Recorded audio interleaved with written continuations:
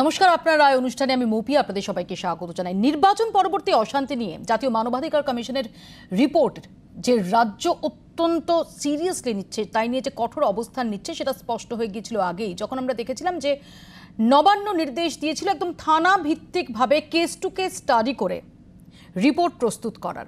এবং জাতীয় মানবাধিকার কমিশনের রিপোর্টে অগ্রণী তৃণমূল কংগ্রেস নেতা, মন্ত্রী, বিধায়ক তাদের নাম কুখ্যাত দুষ্কৃতী তালিকায় রয়েছে। তারাও চাইলে মানহানির মামলা করতে পারেন বা আদালতের দ্বারস্থ হতে পারেন, এইরকম বক্তব্য উঠে আসছিল সূত্র মারফত। তখনই স্পষ্ট হয়ে গিয়েছিল যে এই বিষয়টাকে অত্যন্ত সিরিয়াসলি নিচ্ছে রাজ্য এবং সরকার পক্ষ। আজ যে হলফনামা পেশ করা হয়েছে রাজ্যের তরফ থেকে, সেখানে সরাসরি জাতীয় মানবাধিকার কমিশনের নিরপেক্ষতা নিয়ে প্রশ্ন তোলা হয়েছে এবং সেখানে দাঁড়িয়ে কমিশনের একাধিক সদস্যের ব্যাকগ্রাউন্ড, তাদের পরিচয়, বিজেপি ঘনিষ্ঠতার অভিযোগ তুলে কমিশনের এখতিয়ার নিয়ে প্রশ্ন তোলা হয়েছে। এর পাশাপাশি আমরা যেটা জানতে পাচ্ছি, পার্থ ভৌমিক, জ্যোতিপ্রিয় মল্লিকের মতো তৃণমূল কংগ্রেস বিধায়ক, মন্ত্রীরা তারা আদালতের দ্বারস্থ হচ্ছেন। এই সব নিয়ে আমরা আলোচনা করব আজকে আপনার রায় অনুষ্ঠানে। আমাদের সঙ্গে সরাসরি রয়েছেন তৃণমূল কংগ্রেসের পক্ষ থেকে অরূপ চক্রবর্তী, বিজেপির পক্ষ থেকে শ্রমিক দাশগুপ্ত, সিপিআইএম এর পক্ষ থেকে নন্দিনী মুখার্জি, কংগ্রেসের পক্ষ থেকে অভিষেক ব্যানার্জি, রয়েছেন অবসরপ্রাপ্ত পুলিশ কর্তা তরুণ মিত্র এবং রয়েছেন আইনজীবী অনির্বাণ গুহ ঠাকুরা। তো আপনাদের সবাইকে স্বাগত জানাই। শুরুতেই দেখাবো কি রয়েছে হলফনামায়।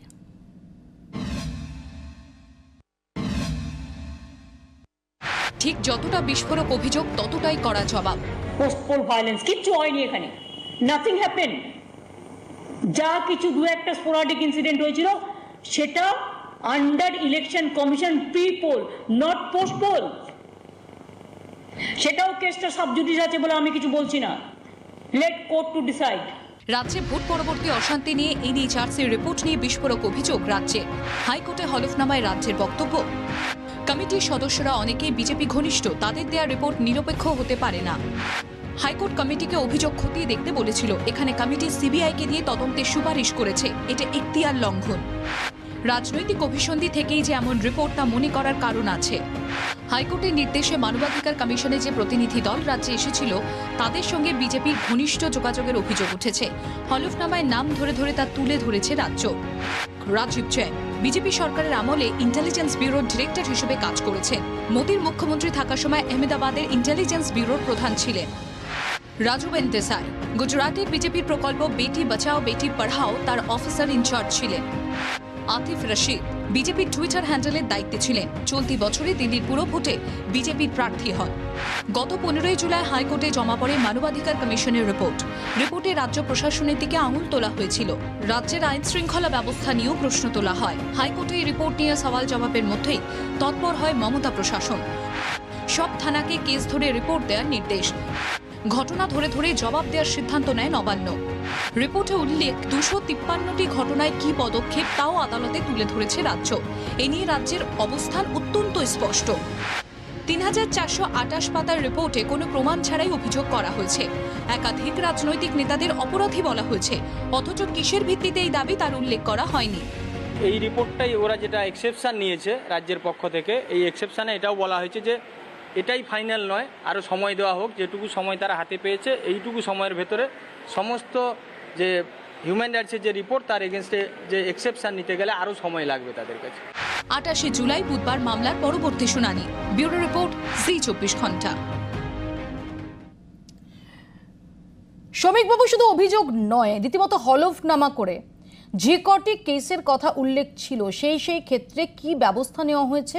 এবং এখানেই শেষ নয়, 3 জন সদস্য কমিশনের তাদের নাম করে তাদের ব্যাকগ্রাউন্ড তুলে ধরে অভিযোগ করা হচ্ছে যে তারা রাজনৈতিক উদ্দেশ্য প্রণোদিতভাবে কাজ করেছেন এবং এই রিপোর্ট সেটা নিরপেক্ষ হতে পারে না। প্রথমত উনি যে মন্তব্যটা করেছেন যে এটা নিরপেক্ষ হতে পারে না, এটা খুব দুর্ভাগ্যজনক মন্তব্য। এবং এই বক্তব্যের মাধ্যমে উনি বুঝিয়ে দিলেন যে রাজ্য সরকার আর তৃণমূল দলকে উনি আলাদা করতে পারেননি। উনি মুখ্যমন্ত্রী হিসেবে বলেননি, তৃণমূল নেত্রী হিসেবে বলেছেন। এবং এতেই কিন্তু ওই পর্যবেক্ষণটা আরও প্রতিষ্ঠিত হলো যে রাজ্যে আইনের শাসন নেই, শাসকের আইন আছে। আমরা দেখেছি উনি সুবিধে মতো যাকে যখনই ওনার বিরোধী কাউকে মনে হয় দাগিয়ে দেন। সে শিলাদিত্য চৌধুরী সারের দাম জিজ্ঞেস করলে তাকে বলে দেওয়া হয় যে মাওবাদী, বা টুম্পা কয়াল পলিটিক্যাল যদি কথা বলতে চায় তখনও বলে দেওয়া হয় মাওবাদী। এবারে এতই যদি ওনার কে কি তার ব্যাকগ্রাউন্ড চেক করার এত ভালো একটা পর্যবেক্ষণ করার ক্ষমতা থাকে, তাহলে যখন রাজ্যসভায় সিমির একজন প্রতিষ্ঠাতা সদস্যকে উনি রাজ্যসভার সাংসদ হিসেবে পাঠিয়েছিলেন, ওনার ওটা চিন্তা করা উচিত ছিল।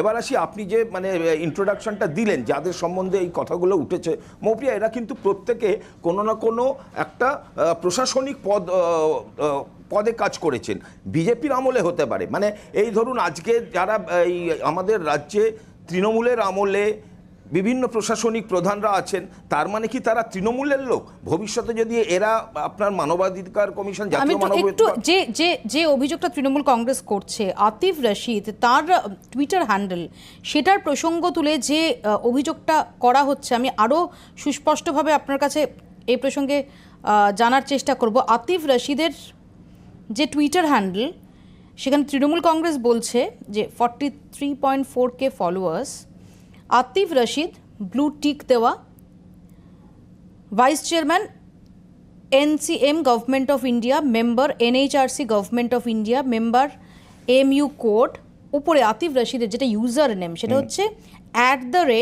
@আতিফ বিজেপি। এখন অবধি সেটা আতিফ বিজেপি রয়েছে।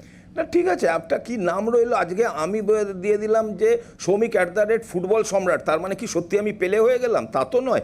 আমি কি নামে এটাকে মানে আমার আইডিটাকে তৈরি করছি, এটার সাথে যদি ওইভাবে জড়ানো হয় তাহলে আমার মনে হয় কিন্তু ডেফিনেটলি থাকে। যদি সেটা আপনি যদি একজন সাংবিধানিক পদে অধিষ্ঠিত কোনো ব্যক্তি হন বা প্রশাসনিক পদে অধিষ্ঠিত কোনো ব্যক্তি হন বা একজন পাবলিক ফিগার হন, তাহলে ডেফিনেটলি আপনার অফিসিয়াল টুইটার হ্যান্ডেল, এবং এটা একদম এটা ব্লু টিক দেওয়া, তার মানে এটা অফিসিয়াল টুইটার হ্যান্ডেল, এবং যেখানে একই সঙ্গে তিনি এই যে NHRC member NHRC government of India সেটাকেও যখন মেনশন করছেন, তখন সেটা very much official Twitter handle. না ভেরি মাচ, আমি তো বলছি, আমি তো সেটা অস্বীকার করছি না। এবার কেন উনি বিজেপি রেখেছেন সেটা উনি বেটার বলতে পারবেন। হতে পারে ওনার হয়তো মনে হয়েছে যে যেহেতু এখন সারা দেশে বিজেপির বহু রাজ্যে অনেক জায়গায় সরকার আছে, কেন্দ্রের সরকার আছে, আমি যদি বিজেপি নামটা ট্যাগ করি আমার ফলোয়ার হবে, আমার বক্তব্য বেশি লোকের কাছে পৌঁছতে পারবো। এটা এরকম ভাবে ইউজার নেমে ট্যাগ করে না শ্রমিক বাবু, উনি বলবেন পৌঁপিয়া, তার সাথে কি না শ্রমিক বাবু যেটা কখনোই এটা সোশ্যাল মিডিয়া এটিকেট, সেখানে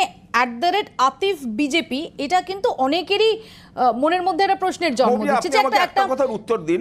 আমি জানতে চাইছি না, আপনি একজন সাংবাদিক, আপনার নিজস্ব একটা রাজনৈতিক মতামত নিশ্চয়ই থাকতে পারে, কিন্তু আপনি যখন এই যে এখন যে রোলটা প্লে করছেন, আপনাকে কি সেটা প্রভাবিত করে?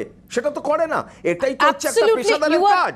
এটাই হচ্ছে পেশাদারের কাজ। ইউ আর রাইট শ্রমিক বাবু, এবং যে কারণেই যখন আমি একজন সাংবাদিক, আমার যে আমার যদি অফিসিয়াল সোশ্যাল মিডিয়া হ্যান্ডেল থাকে, সেখানে ডেফিনেটলি আমরা সমস্ত সাংবাদিকরা কাউকে না কাউকে ভোট দিই, কোনো না কোনো ইস্যুতে আমাদের নিজস্ব মতামত থাকে, কিন্তু অফিসিয়াল সোশ্যাল মিডিয়া হ্যান্ডেল যদি সেটা আমার অর্গানাইজেশনের সঙ্গে ওতপ্রোতভাবে জড়িত থাকে, সেখানে আমার ইউজার নেমে আমার কোন পার্টিকে আমি ভোট দিই বা কোন পার্টিকে সমর্থন করি, সেটা লেখাটা কখনোই এথিক্যাল নয়। এথিক্যাল নন এথিক্যাল সেটা উনি উত্তর দেবেন। আমার বক্তব্য হচ্ছে যেটা মুখ্যমন্ত্রী বক্তব্য করেছেন, আপনি মনে করুন আপনি আপনার নামের সাথে একটা দলের নাম দিয়ে আপনার টুইটার হ্যান্ডেলটা মেনটেন করেন, ঠিক আছে?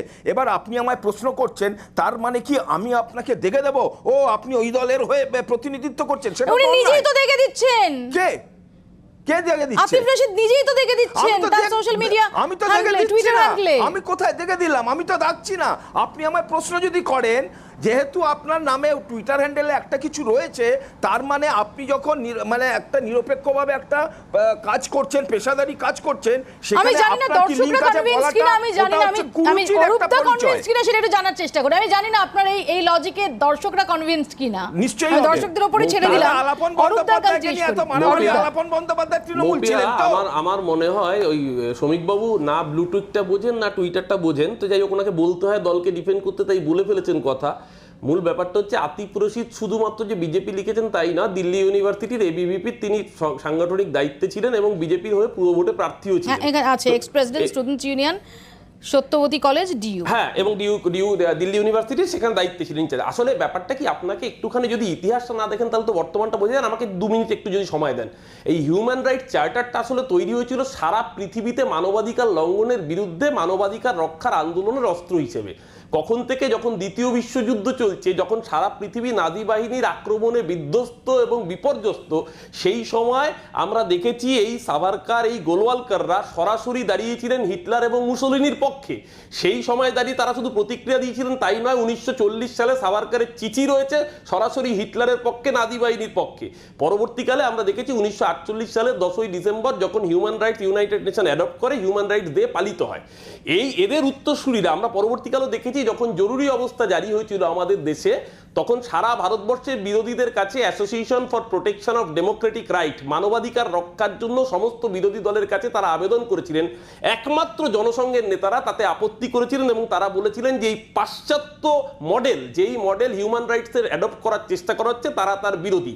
আজকে সেই সাভারকার, সেই গোলওয়ালকার, সেই জনসংঘের সদস্যরা যখন হিউম্যান রাইটস কমিশন নিয়ে বড় বড় বিবৃতি দেন, তখন আমাদের দেখতে অসুবিধা হয় না যে স্বাধীনতার 27 বছরে এই প্রথম যে কোনো সুপ্রিম কোর্টের ফরমার চিফ জাস্টিসের বাইরে অন্য কেউ হিউম্যান রাইটস কমিশনের মাথায় বসেন। যে আতিফ রশিদের কথা বলছেন, একা তো আতিফ রশিদ নয়, রাজু ভাই বায়ান থেকে শুরু করে বহু মানুষ যারা সরাসরিভাবে বা ইনডাইরেক্টভাবে বিজেপি বা নরেন্দ্র মোদী বা গুজরাট প্রাইভেট লিমিটেড কর্পোরেশনের সাথে কোনো না কোনোভাবে জড়িত, তারাই হিউম্যান রাইটস কমিশনের মাথায় বসেছেন। নট অনলি দ্যাট, আমরা তো এক্সাম্পল দেখেছি। দেখুন, আমাদের রাজ্যের প্রাক্তন মন্ত্রী, রাজ্যের প্রাক্তন বিধায়ক উদয়ন গুহকে মেরে হাত ভেঙে দেওয়া হলো পোস্টপোল ভায়োলেন্সে। উদয়ন গুহর বাড়িতে গিয়ে হিউম্যান রাইটস কমিশনের সদস্যরা দেখা করতে গেলেন না। কাদের বাড়িতে গেলেন? যারা অভিযুক্ত আক্রমণ করে উদয়ন গুহর হাত ভেঙে দিয়েছে তাদের বাড়িতে গিয়ে দেখা করলেন, এবং দেখা করার পর রিপোর্ট এলো কি যে অভিযুক্ত জ্যোতিপ্রিয় মল্লিক, পার্থ ভৌমিকরা হচ্ছে দুষ্কৃতী, রাজ্যের মন্ত্রী বিধায়করা হচ্ছে দুষ্কৃতী। কোন হিউম্যান রাইটস কমিশন? যেই হিউম্যান রাইটস কমিশন আমাদের রাজ্যের একটি সর্বাধিক প্রচারিত দৈনিক, আমি কোনো পেপারের নাম বলছি না, একটি অন্যতম দৈনিক সংবাদপত্র, যাদের প্রথম পাতার খবর বেরোলো যে নাতির উপনয়নে আসা একজন প্রৌঢ়, তাকে হিউম্যান রাইটস কমিশনে বিজেপির কার্যকর্তারা সাজিয়ে নিয়ে যাচ্ছেন পোস্টপোল ভায়োলেন্সের শিকার হিসেবে।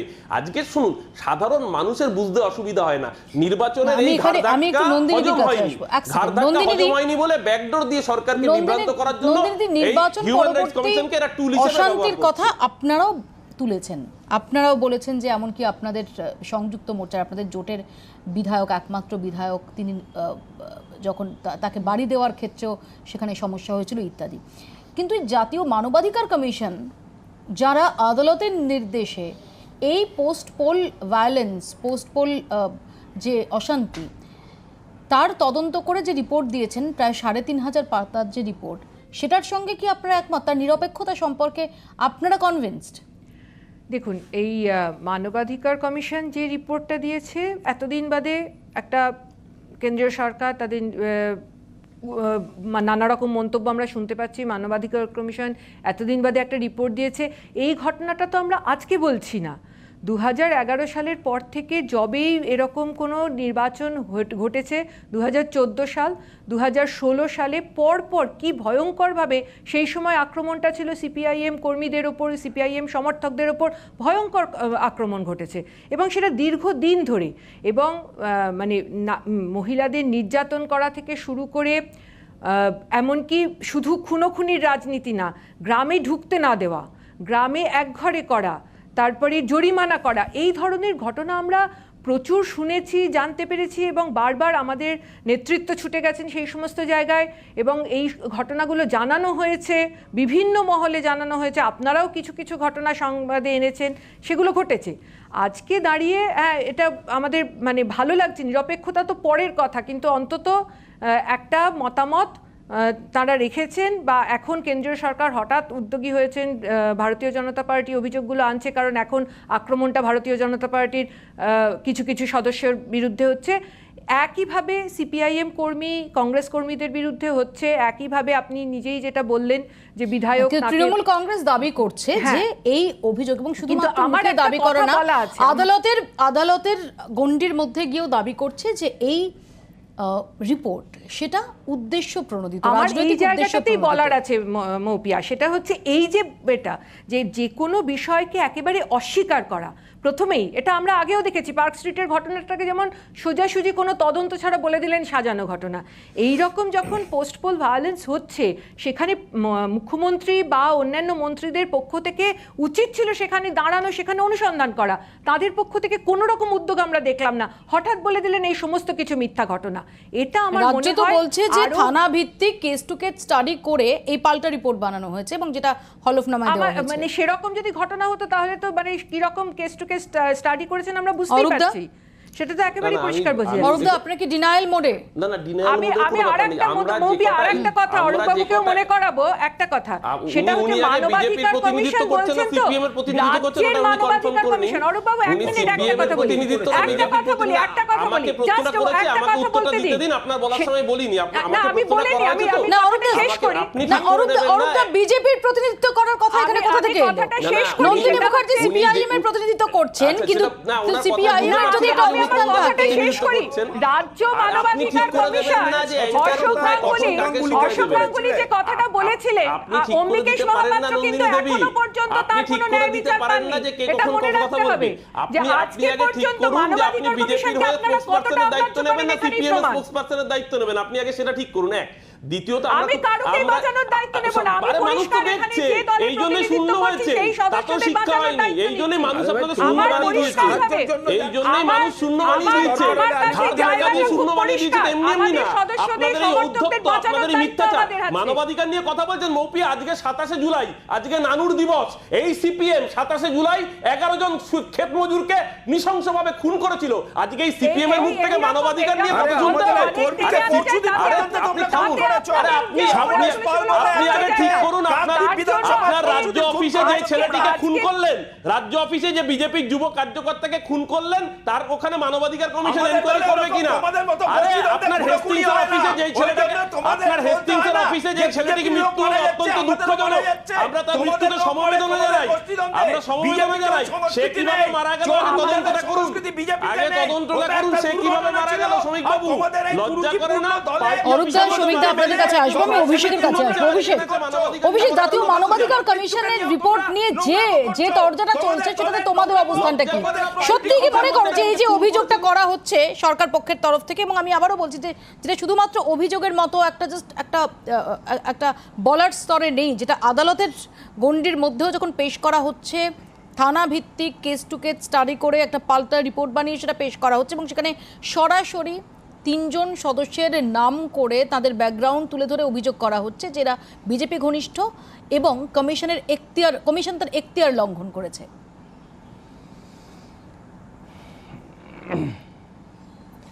সমস্যাটা কোথায় বলো তো মৌপিয়াদি? সমস্যাটা হচ্ছে যে আজকে যদি তুমি আমাকে প্রশ্ন করো যে আমাদের এখানে রাজনৈতিক সন্ত্রাস আছে কি না, হ্যাঁ আছে, সন্ত্রাস আছে, কিন্তু সেই সন্ত্রাসটার যদি একটা নিরপেক্ষ তদন্ত হতো, তার যে গুরুত্বটা থাকতো, দুর্ভাগ্যবশত সেটাকে এই সরকার খেলো করে দিল।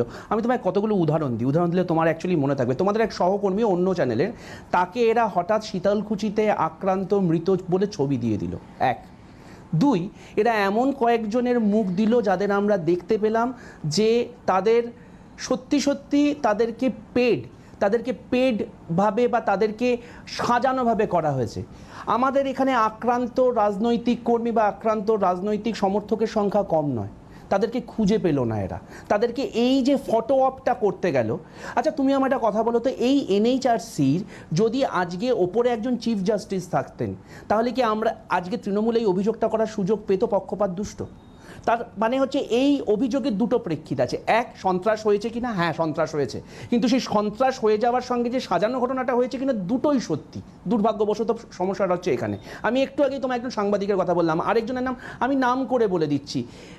আমাদের ভাঙড়ে একজন আক্রান্ত হয়েছে বলে বিজেপি ছবি দেখানো হলো, দেখা গেল যে সেই আক্রান্তটা হচ্ছে একটা পারিবারিক বিবাদ, সেটা পরবর্তীকালে হয়েছে এবং সেটা দুপক্ষই বলেছে। সমস্যাটা এই জায়গাটাতে। আবার এইখানে একটু আগে যে 3 জন সদস্যের নাম বলা হয়েছে, সেই 3 জন সদস্য শুধু টুইটার ভেরিফিকেশন নয়, এর ভেতর যে মহিলার নাম করা হয়েছে তিনি মহিলা মোর্চার বিজেপির গুজরাটের দায়িত্বে ছিলেন 8 বছর। এগুলো সব সত্যি। একজন নিরপেক্ষ মানুষকে, তাহলে এটা বলা হোক এটা এনএইচআরসি নয়, এটা একটা সর্বদলীয় রাজনৈতিক, তাহলে সব দলের লোককে নিয়ে আসুক। সমস্যাটা কোথায়? কেউ তো অস্বীকার করছে না যে এনএইচআরসিতে একজন বা একটা নিরপেক্ষ তদন্ত, কিন্তু নিরপেক্ষতার নামে আজকে আমরা দেখছি যে জাস্টিসের কাছে আমার একটা অভিযোগ নিয়ে এসেছে, নন্দীগ্রামে ভোট ঠিক হয়েছে কি হয়নি তার একটা বিজেপি যোগ পাওয়া যাচ্ছে। এটা একটা জুডিশিয়াল আইডেন্টিটি হওয়া উচিত। আমি একবারও বলছি না যে এই পদ্ধতিটা ঠিক হয়েছে, কিন্তু এই প্রশ্ন আলটিমেটলি অভিযোগটা খেলো হয়ে যাচ্ছে। দুর্ভাগ্যটা এখানে। আজকে কিন্তু সত্যি সত্যি আমরা রাজ্যের শাসকের দলের ভেতরে এই অভিযোগটা অনেক বেশি গুরুত্ব সহকারে বলতে পারতাম যদি একজন চিফ জাস্টিস ওপরে থাকতো, যদি একজন অরাজনৈতিক মানুষ এখানে থাকতো। দুর্ভাগ্যবশত গত 7 বছর 8 বছর ধরে এই রাজনৈতিক কুক্ষিগত করবার যে একটা প্রবণতা হচ্ছে, এখন হয়ে গেছে রাখাল বালকের অবস্থা। আমি আসবো এখানে একটু তরুণ বাবুর কাছে আসি। তরুণ বাবু, আপনার কাছে আমি সেই কথাটা বিশ্বাস করছি একদম প্রশাসনিক অ্যাসপেক্ট থেকে দেখার চেষ্টা করবো যে নির্বাচন পরবর্তী হিংসা হয়েছে কি হয়নি, হলে কিভাবে হয়েছে, হলে সেটা কিভাবে মোকাবিলা করা হয়েছে, তার জন্য প্রশাসন কি ব্যবস্থা নেওয়া হয়েছে, এগুলো তো খুব একদম সাদায় কালো এর উত্তরগুলো পাওয়ার কথা ছিল। কিন্তু আমরা প্রথম থেকে যেটা দেখছি যে ভীষণ রকমের চাপানোতর, এমনকি আদালতের নির্দেশে জাতীয় মানবাধিকার কমিশন এসে রিপোর্ট জমা দেওয়ার পরও তাই নিয়ে নানা রকম প্রশ্নের অবকাশ থেকে যাচ্ছে। একটু আপনি বলবেন যে এইসব ক্ষেত্রে একদম প্রশাসনিকভাবে মোডাস অপারেন্ডি কি হওয়ার কথা?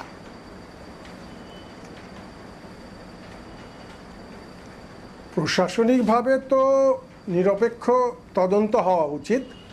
সেই তদন্তটা নিরপেক্ষভাবে হচ্ছে কি না সেটা এইখানে বসে বলা সম্ভব নয়, ঘরে বসে। কিন্তু কারণটা হচ্ছে এতগুলো থানায় এতগুলো কমপ্লেন যাচ্ছে এবং প্রত্যেকটা জায়গা থেকে অঞ্চলের কিভাবে কি তদন্ত হচ্ছে সেটা সেখানকার মানুষই বলতে পারবেন। সেখানকার মানুষকে আমার মনে হয় যদি এই কমিশন একটু পরিষ্কারভাবে আরও ভালো ওয়াইড পার্সপেক্টিভে এদের জিজ্ঞাসাবাদ করতেন, তাহলে হয়তো ওনাদের এগেনস্টে যে কথাটা বলা হচ্ছে যে ওনারা একটা প্রেজুডিস জন্ডিসড ভিউতে দেখছেন, এটা উঠতো না। এবং এটা যে উঠছে, এটা আমাদের মতো এত বড় একটা দেশের পক্ষে খুব দুর্ভাগ্যজনক যে ন্যাশনাল হিউম্যান রাইটস কমিশনও পক্ষপাত দুষ্ট। আবার সেমনি এই সুযোগটাও তারা হয়তো রেখে দিয়েছেন। আবার এই দিক থেকে সরকারের পক্ষ থেকে হয়তো কোনো কিছু পরিষ্কারভাবে প্রত্যেকটা তদন্তের জবাব দেয়া হয়নি, এটাও ঠিক ভালো লাগে না, শুনতে ভালো লাগে না। সুতরাং এখন ন্যাশনাল হিউম্যান রাইটস কমিশন চাইছেন এটা পশ্চিমবঙ্গের বাইরে নিয়ে গিয়ে তদন্ত করবেন। তাতে আরেকটু লাগছে যে এই গভর্নমেন্ট ভোটে জিতে এসেছে, ডেফিনেটলি পোস্টপোল ভায়োলেন্স যে হয়েছে খুব দুর্ভাগ্যজনক, সাধারণ মানুষ তাতে ভুগেছে। এই অত্যাচার কখনো হওয়া উচিত নয়। এর আগেও দেখা গেছে, 1998-এও দেখা গেছে। এইগুলো হওয়া একেবারেই উচিত নয় এবং হলে তার পুঙ্খানুপুঙ্খ তদন্ত হওয়া উচিত। তদন্ত কি হয়েছে সে ব্যাপারে আমার পক্ষে এইভাবে বলা সম্ভব নয়, কেন সেটা সেখানকার লোক বলতে পারবেন। আর তবে আমার মনে হয় যে মহামান্য এই কমিশন যদি ওনারা একটু ব্রডার পার্সপেক্টিভে একটু বেশি লোককে নিয়ে আলোচনা করতেন, তাহলে হয়তো জিনিসটা আরও ক্লিয়ার হতো এবং ওনারা আরও বেশি ভালো করে এইটা, তাহলে ওনারা যেসব এইসব আমরা যেমনি এখানে বসে পলিটিক্যাল লিডার্সরা যারা আছেন তারা তাদের অভিমত দিতেই পারেন, খুব স্বাভাবিক, প্রত্যেক দলের হয়েই বলবেন, কিন্তু সেইটাও কিন্তু একটু ক্লাউডি থেকে যাচ্ছে। যেমনি সরকারের দিক থেকেও খুব পরিষ্কার তদন্তের কি হচ্ছে না হচ্ছে জানা যাচ্ছে না, সেমনি এটাও একটু ক্লাউডি থেকে যাচ্ছে। আর ডেফিনেটলি এটাও খুব দুর্ভাগ্যজনক যে ওনার একজন মহামান্য মেম্বারের হ্যাশট্যাগ যে কোনো একটা বিশেষ পার্টির, এটা তো একেবারে উড়িয়ে দেওয়া যাচ্ছে না, সেইটাও খুব দুর্ভাগ্যজনক। আমি আসবো আলোচনায়, আমি অনির্বাণের কাছেও যাবো, তার আগে ছোট্ট একটা বিরতির সময় হয়েছে, ফিরে আসছি বিরতির পর। দেখতে থাকুন আপনার রায়।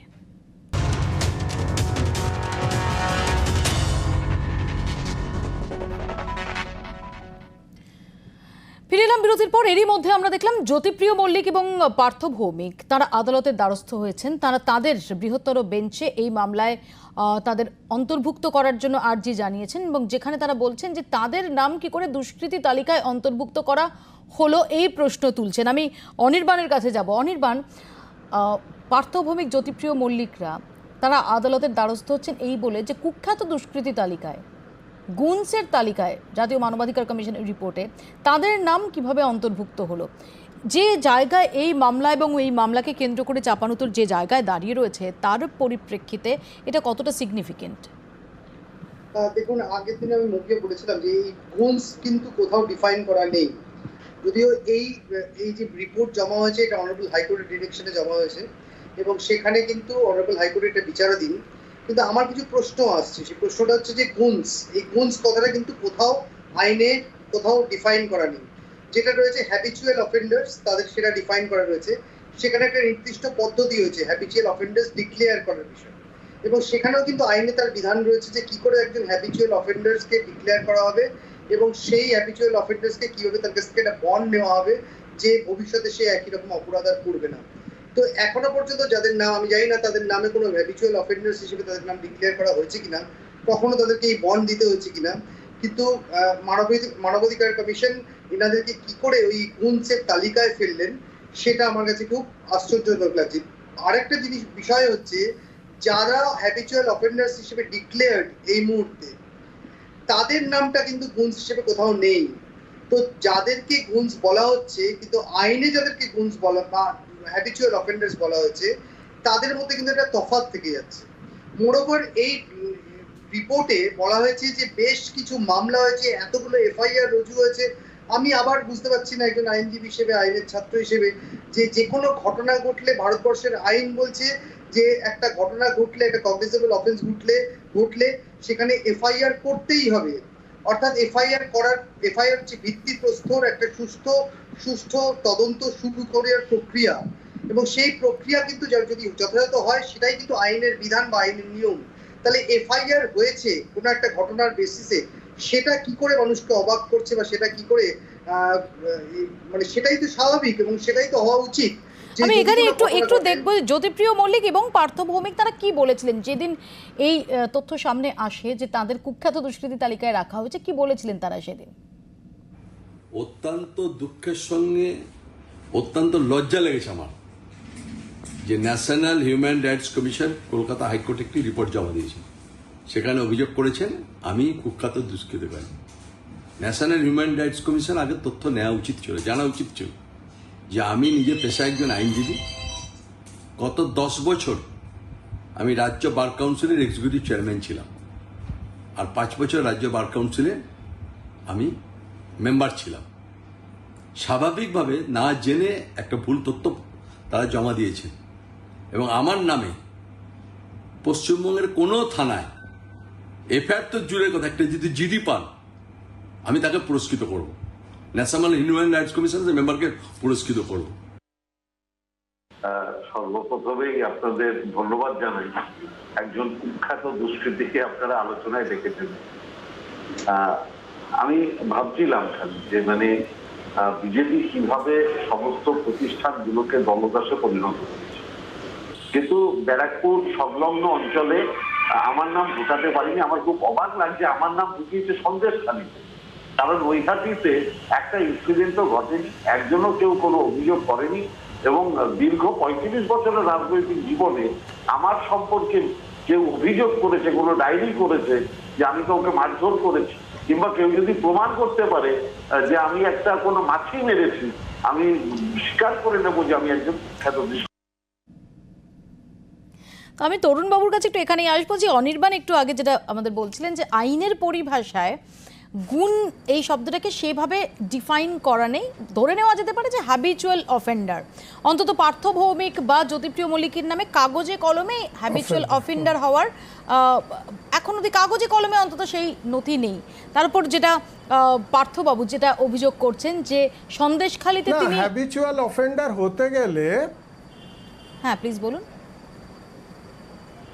না আমি একটু বলি, হ্যাবিচুয়াল অফেন্ডার যদি হয় তাহলে প্রত্যেক থানায় একটা ইন্ডেক্স থাকে, সেই ইন্ডেক্সে তার নাম থাকবে এবং তাতে দেখা যাবে যে উনি 107 সিআরপিসিতে অনেকবার বন্ড ফিল আপ করেছেন। এরকম কোনো আছে কি না সে তো আমি বলতে পারবো না, জ্যোতিপ্রিয় বাবুর নামে বা পার্থ ভৌমিক মহাশয়ের নামে আছে কি না সেটা আমার পক্ষে জানা সম্ভব না। তবে হ্যাবিচুয়াল অফেন্ডার হতে গেলে জেনারেলি তাদের যে যদি কোনো এরকম হয়, খুব বড় ক্রিমিনালও যদি হয়, তারা যদি পরে কোনো ক্রাইমও করে সেই রেকর্ডসগুলোও ক্রাইম রেজিস্টারে থাকে। এবং হ্যাবিচুয়াল অফেন্ডার যারা, মনে করুন এমনি ছোটোখাটো বদমাইশি করে বেড়ায়, মাস্তানি করে বেড়ায়, তাদের যদি শান্তি ভঙ্গ করে বেড়ায়, তাহলে এই 107 সিআরপিসিতে তাদের বন্ড ফিল আপ করতে হয় এবং সেটা কোর্টে পেশ হয় এবং তার রিপোর্ট সেই থানার যে ইন্ডেক্স থাকে তাতে থাকে। সুতরাং সেটা NHRC, national human rights commission বলেছেন, সেটা ওনারা বলতে পারবেন ওরা কিসের ভিত্তিতে বলেছেন। কিন্তু জেনারেলি যদি কাউকে বলতে হয়, তার কোনো কংক্রিট এভিডেন্স আছে কিনা দেখে বললেই সেটাই ঠিক বলা হয়। সুমিকদা, অর্থাৎ আইনি পরিসভায় গুণ এটা সেভাবে ডিফাইন করা নেই, যেটা তরুণবাবু আমাদের বললেন যে যদি এরকম হ্যাবিচুয়াল অফেন্ডার হন, যদি এলাকায় পাড়ায় মাস্তানি করে বেড়ান, তাহলে 107 সিআরপিসিতে একাধিকবার বন্ড সাইন করার একটা অতীত থাকতে হয়। অন্তত এখনও অবধি সেই তথ্য উঠে আসছে না এবং যার পরিপ্রেক্ষিতেই তারা আদালতে মুভ করেছেন। মৌপ্রিয়া, কতগুলো কথা বলি। দেখুন, প্রথমত এই যে দেখলাম একটু আগে পার্থবাবু আরও অভিযোগ করছেন সন্দেশখালীতে গত 3 বছরে তিনি মাত্র 2 বার গেছেন। আমি বলি, প্রথমত দেখলাম যে এখানে লেখা রয়েছে যে এই কমিশনের যারা সদস্য তাদের সাথে নাকি বিজেপির ঘনিষ্ঠতা রয়েছে। অভিযোগ হচ্ছে 2 জন, অথচ এই কমিটি যেটা হয়েছিল সেখানে 7 জনের একটা কমিটি, তার মধ্যে 2 জনের সম্বন্ধে অভিযোগ হচ্ছে, নাম্বার 1।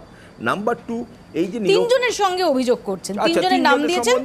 আমি বলে দিচ্ছি আপনাকে, রাজীব জৈন, রাজুবেন দেশাই এবং আতিফ রশিদ। আর এইটা যে মানে নিরপেক্ষভাবে তদন্ত হয়নি কি হয়েছে, এটা তো প্রমাণ হবে না। তারা যে অভিযোগগুলো জমা দিয়েছে তার বিরুদ্ধে কিছু তথ্য প্রমাণ দিয়েছে, রাজ্য সরকার হলফনামা দিয়েছে, তার সাথে কিছু তথ্য প্রমাণ দিয়েছে। এটা তো আদালত ঠিক করবে যে এই তদন্তটা ঠিক হয়েছে কি হয়নি, এখানে কোনো নিরপেক্ষতা বজায় ছিল কি ছিল না। সুতরাং আগে থেকে এটা যেটা বলা হচ্ছে এগুলো পুরোপুরি রাজনৈতিক ভার্সন একটা। 2 হচ্ছে আপনি যেটা বলছিলেন একটু আগে এই টেকনিক্যাল কথা, আমি তো দেখুন এটা যেহেতু বিচারাধীন, উনি মানে গুণ কি গুণ না, উনি হ্যাবিচুয়াল অফেন্ডার কি না, এগুলো নিয়ে আমার মন্তব্য করা সাজে না। এটা সবই কোর্ট, মহামান্য আদালতই ঠিক করবেন। কিন্তু ওই যে গুণ আর যেহেতু that is not defined in the law, এটাকে কিভাবে ওরা এস্টাবলিশ করবেন বা তার বিরুদ্ধে তার সাপোর্টিংয়ে কী ডকুমেন্টস দিয়েছেন আমি জানি না। তবে একটা তথ্য দিই, দেখলাম এক্ষুনি একজন বলছিলেন যে আমার এরকম একটা ল ডিগ্রি আছে।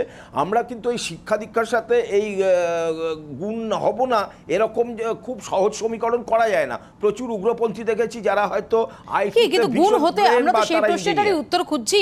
জ্যোতিপ্রিয় মল্লিক বা পার্থ ভৌমিক যদি গুণ হন, তাহলে কিসের ভিত্তিতে তারা গুণ হলেন সেই উত্তরটাই খোঁজার চেষ্টা। সেটা তো যে এই কমিশন যা দিয়েছে তথ্য প্রমাণ তাই দেবে। তবে আমি রাজনৈতিক কর্মী হিসাবে বলি, আপনি একটা জিনিস বলুন, একজন রাজনৈতিক নেতা সে যখন পঞ্চায়েত নির্বাচনের আগে বলে একটা জেলায় নাকি বিরোধীরা একটাও আসন পাবে না, সেটা নিশ্চয়ই খুব সাধু সন্তগিরি করে কীর্তন দিয়ে করা সম্ভব না। তার পেছনে নিশ্চয়ই কিছু একটা মোড অফ অপারেশন থাকে এবং সেটা যে যদি এনএইচআরসি রিপোর্ট দিয়ে থাকে, আদালতের বিচারাধীন রয়েছে, আদালত ঠিক করবেন এই রিপোর্ট সেটা ঠিক কি ঠিক না, সেটার আধারে দাঁড়িয়ে কি নির্দেশ দেন। যে প্রশ্ন শ্রমিকবাবু তুলছেন যে আপনারা এত তাড়াহুড়ো করছেন কেন, আপনারা এত আগ বাড়িয়ে এত কিছু করতে যাচ্ছেন কেন? না, আমার এই ক্ষেত্রে একটা জিনিস খুব পড়ি। দেখুন, সারা ভারতবর্ষে যদি আপনি জিজ্ঞাসা করেন তরিপার কে, সারা ভারতবর্ষের মানুষ জানে তরিপার কে। সারা ভারতবর্ষের মানুষকে যদি জিজ্ঞাসা করেন সোহরাবুদ্দিন শেখ, তুলসীরাম প্রজাপতিকে কে খুন করেছে, সারা ভারতবর্ষের মানুষ জানে। অন দ্য কন্ট্রারি, আজকে সেটা তো ঘটনা যে আজকে পার্থ ভৌমিক বা জ্যোতিপ্রিয় মল্লিকের বিরুদ্ধে একটা সিঙ্গেল অভিযোগ আজ অব্দি কোনো থানায় নেই। এবং এটা শুধু আজকে না, যখন তারা বিরোধী রাজনীতি করতেন তখনও তাদের রাজনৈতিক ক্যারেক্টারিস্টিক্স দেখে আমরা জানি যে কে গুণ হতে পারে, যে গুণের ডেফিনেশন আপনারা এখানে যদি বিরোধীরা, আমি জাস্ট এখানে একদম নির্দিষ্টভাবে যেটা জানার, যদি বিরোধীরা যে অভিযোগ করে থাকে যে পুলিশ প্রশাসন নাকি এফআইআরই নেয় না, পুলিশ প্রশাসন নাকি হিংসার ক্ষেত্রে কোনো অভিযোগই নেয় না বা সেই অনুযায়ী অ্যাক্টই করে না, তাহলে যারা দীর্ঘদিন ধরে শাসক দলের বিধায়ক বা মন্ত্রী হিসেবে রয়েছেন সেক্ষেত্রে তাদের বিরুদ্ধে কোনো থানায় অভিযোগ নেই, এটা দিয়েই কি আপনারা কাউন্টার করতে পারেন শুধুমাত্র যে তারা পদবাচ্য হবেন না? এরা তো 2011 থেকে পুলিশ প্রশাসনের নিরপেক্ষতা নিয়ে তো বিরোধীরা রাজনীতি করছেন না মৌপিয়া, 34 বছরের বাম শাসন থেকে এরা রাজনীতি করছেন। আজকে যদি সেই আপনার তথ্যকেও সত্যি বলে মানতে হয়, তাহলে 2011-র আগে তাদের বিরুদ্ধে কি কি ক্রিমিনাল অ্যাক্টিভিটিস রয়েছে সেটা বের করলেই প্রমাণিত হয়ে যাবে। নন্দিনীদি, আপনারা কি মনে করেন যে শেষ করে নিচ্ছি, আসলে এই ন্যাশনাল হিউম্যান রাইটস কমিশনের অবস্থাটা দেখে আমার একটা পুরনো বাংলা সিনেমার কথা মনে পড়ে যাচ্ছে, বিখ্যাত সিনেমা ধন্যী মেয়ে, যেখানে বিপক্ষ দল যখন গোল করে দিয়ে বেরিয়ে যাচ্ছে তখন রেফারি বল কেড়ে নিয়ে বলছে না ওটা হ্যান্ডবল। আজকে এই জায়গায়, এই হাস্যকর জায়গায় আজকে ন্যাশনাল হিউম্যান রাইটস কমিশনকে দাঁড় করিয়ে দিয়েছে, যার কোনো ক্রেডিবিলিটি সম্পর্কে নন্দিনীদি, আপনারা কি মনে করেন যে জ্যোতিপ্রিয় মল্লিক, পার্থ ভৌমিক, শেখ সুপিয়ান, এরা জীবন সাহা, এরা একদম কুখ্যাত ক্রিমিনাল? মৌপিয়া, দেখো, এই আলোচনাটায় ঢুকতে গেলে অনেক কিছুই বলতে হয়। জ্যোতিপ্রিয় মল্লিক কি কি মন্তব্য করেছিলেন 2011 সালে মন্ত্রী হওয়ার পর, সেগুলো তোমারও নিশ্চয়ই মনে আছে, এখানে যারা যারা বসে আছেন এই প্যানেলে প্রত্যেকেরই মনে আছে যে হ্যাঁ সাপের যে এগুলো আমি এটাই ঢুকতেই চাইছি না, কারণ আমার কাছে খুব দুঃখজনক লাগছে এই জায়গাটায় যে আজকে আমাদের মধ্যে যারা আছেন আমরা ডিভাইডেড ওপিনিয়ন যে এনএইচআরসি রিপোর্টটা পক্ষপাত দুষ্ট কি পক্ষপাত দুষ্ট নয় ইত্যাদি কথাগুলো আমরা বলছি, তো কিন্তু তার মানে এই যে পলিটিক্যাল মার্ডার থেকে শুরু করে পলিটিক্যাল ভায়োলেন্সের যে ঘটনাগুলো পশ্চিমবঙ্গে গত 10 বছর ধরে ঘটেছে সেগুলো কি ভুল হয়?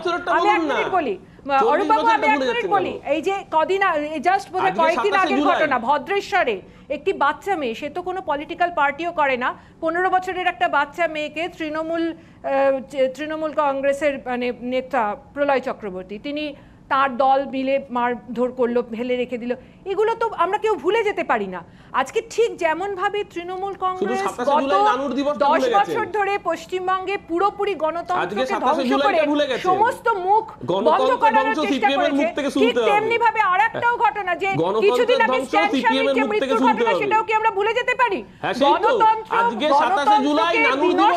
গণতান্ত্রিক পরিবেশকে বিনষ্ট করা, সেটা গণতান্ত্রিক পরিবেশকে বিনষ্ট করা, সেটা যেই দুই দল যারা এখানে চিৎকার করছেন তাদের মধ্যে একটা ফাইট আমরা দেখছি, দুই দলই সমান, যেভাবে এখনো পর্যন্ত স্ট্যান স্বামীর যে মৃত্যুটা, ওটা তো আমরা বলছি ইনস্টিটিউশনাল মার্ডার, ঠিক একইভাবে আজকে যে পলিটিক্যাল ভায়োলেন্সের ঘটনাটা ঘটছে পশ্চিমবঙ্গে গত 10 বছর ধরে, তার মধ্যেও কিন্তু একইভাবে রয়েছে সেগুলো রাজ্য সেখানে চোখ বন্ধ করে রয়েছে রাজ্য প্রশাসন, এগুলো তো ভাবতে হবে। আব্বাস সিদ্দিকের হাত ধরেছেন, যার জন্য শূন্য হয়ে গেছেন আজকে আপনারা। নন্দিনীদি, এখানে যে প্রশ্নটা অরূপদা তুলছে, রাজনৈতিক হিংসা, সেটা যারাই করুন, যার আমলেই হোক, যারাই তাতে ইন্ধন দিক, সেটা কখনো কাম্য নয়। কিন্তু এটা কি, কিন্তু নন্দিনীদি প্লিজ আমায় শেষ করতে দিন, নন্দিনীদি প্লিজ শেষ করতে দিন, নন্দিনীদি প্লিজ শেষ করতে দিন আমায়, নন্দিনীদি প্লিজ আমায় বলতে দিন।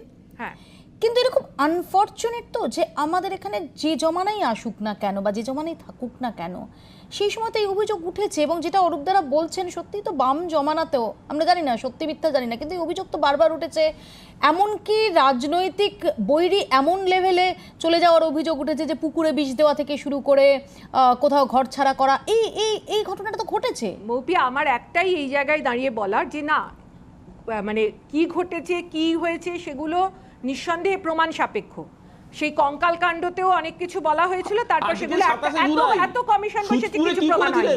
কিন্তু মৌপিয়া, আমার বক্তব্যটা কিন্তু অন্য জায়গায়, অরূপবাবু আমার বক্তব্যটা শুনে আপনি প্রতিবাদ করুন, আমার বক্তব্যটা একদম অন্য জায়গায়, সেটা হচ্ছে যাই ঘটছে পলিটিক্যাল ভায়োলেন্সের শিকার হচ্ছে কিন্তু সাধারণ মানুষ, সেখানে দাঁড়িয়ে প্রশাসন, পুলিশ, মুখ্যমন্ত্রী, মন্ত্রী তারা কিভাবে চোখ বন্ধ করে থাকতে পারেন?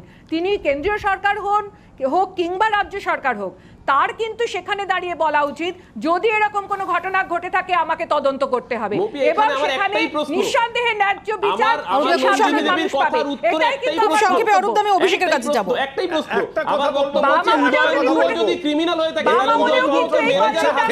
তারা কি সমাজসেবা কি, এবং তারা কোন জায়গায় সমাজসেবী? তারা আমরা সমমনোভাব, আসবো অভিষেক, এই জন্যই এরা বলে আমরা সমমনোভাব, আসবো প্লিজ অভিষেক, ওরা গণতন্ত্র আজকেও খবর আছে যোগেন্দ্রনগরে একজন বয়স্ক মানুষকে যেভাবে অত্যাচার করা হয়েছে বিজেপি করছে, ত্রিপুরাতে করছে না? কোথায় করেছে? আসবো প্লিজ, যোগেন্দ্রনগরে, আমি বলছি আসবো নন্দিনীদি, সমীকদা আসবো প্লিজ, যোগেন্দ্রনগরে অভিষেক।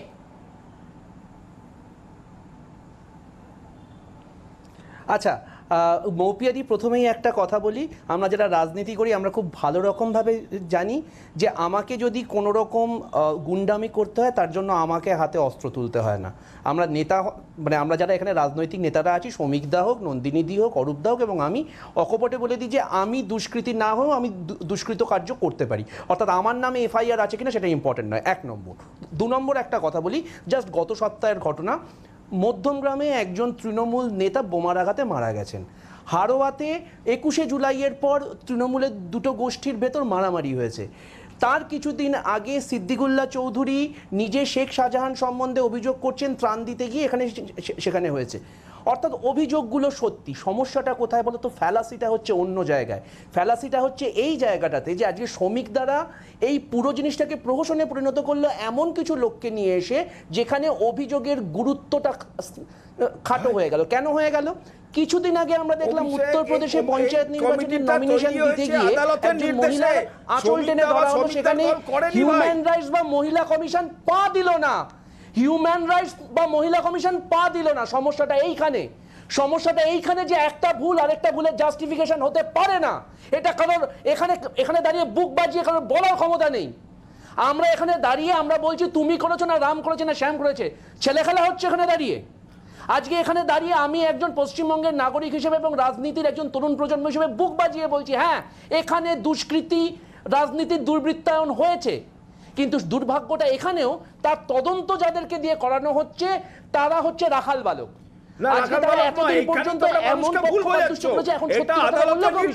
তোমাদের যদি মনে হয় রাখাল বালক, আরে শ্রমিকরা তুমি বিজেপি থেকে তুমি ওই কথা বললে, তোমার কথা কেউ বিশ্বাস করে না, তোমার কথা কেউ বিশ্বাস করে না, তোমার কথা বলি।